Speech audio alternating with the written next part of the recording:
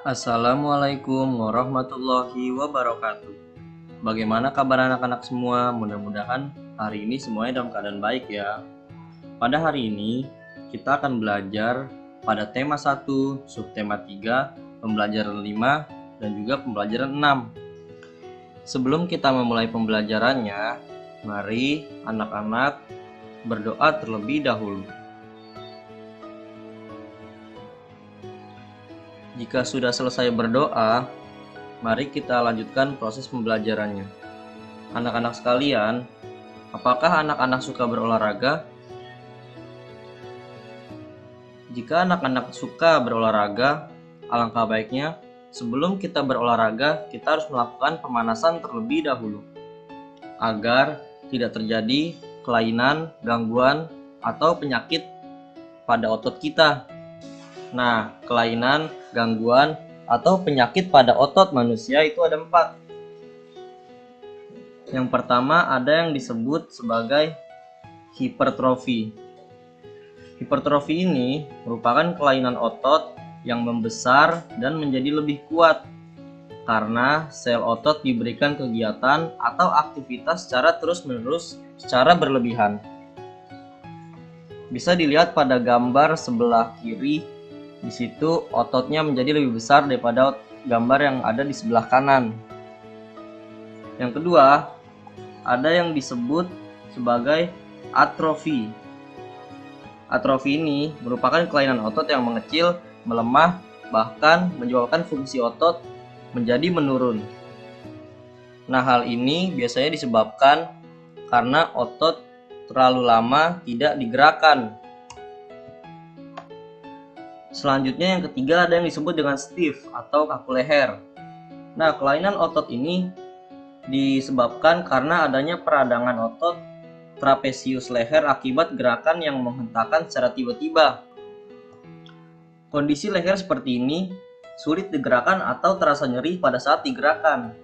Di Indonesia, istilah ini dikenal sebagai salah bantal. Dan yang terakhir, kelainan atau gangguan pada otot manusia ada yang disebut sebagai tetanus. Nah, kelainan ini disebabkan karena adanya infeksi bakteri Clostridium tetani. Tetanus menyebabkan otot menjadi kejang-kejang, dan yang paling parahnya, tetanus ini dapat menyebabkan kematian. Maka dari itu, penting bagi kita untuk selalu merawat otot kita.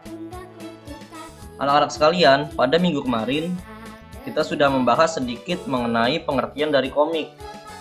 Sekarang, mari kita bahas lebih lanjut mengenai ciri-ciri dari komik.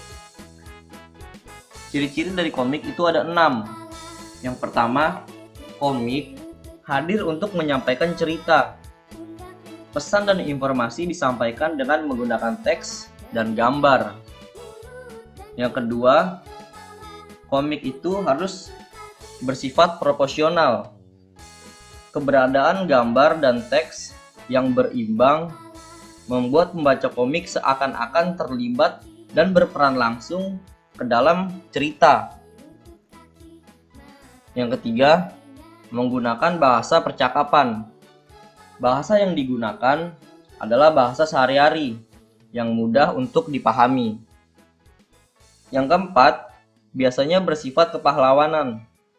Umumnya, isi cerita komik akan cenderung membuat pembaca mempunyai rasa atau sifat kepahlawanan. Yang kelima, penggambaran watak secara sederhana. Penggambaran watak dalam komik dibuat secara sederhana agar pembaca mudah memahami isi cerita dan menangkap pesan yang akan disampaikan dalam cerita. Yang keenam, komik harus menyediakan humor. Kata komik sendiri itu mengandung arti yang berarti jenaka. Humor dalam komik disajikan secara lugas sehingga akan mudah dipahami pembaca, dan biasanya humor yang disajikan dalam komik sering terjadi dan ada pada masyarakat. Nah, baik itu berolahraga maupun membaca komik, semuanya harus dilakukan dengan cara yang benar. Misalnya saat kita ingin berolahraga, kita harus melakukan pemanasan terlebih dahulu agar tidak terjadi kelainan pada organ gerak kita. Begitu juga dengan membaca komik. Kita harus menerapkan posisi duduk yang benar agar kita tidak mengalami kelainan pada organ gerak kita. Maka dari itu, penting bagi kita untuk mengkonsumsi sayur-sayuran, buah-buahan, susu yang mengandung kalsium, dan juga kita harus menghindari posisi duduk yang tidak benar. Nah, cukup sekian pembelajaran kita pada hari ini. Pesan Bapak untuk anak-anak semua, jaga kesehatan dan patuhi protokol kesehatan. Selamat belajar untuk anak-anak semua. Assalamualaikum warahmatullahi wabarakatuh.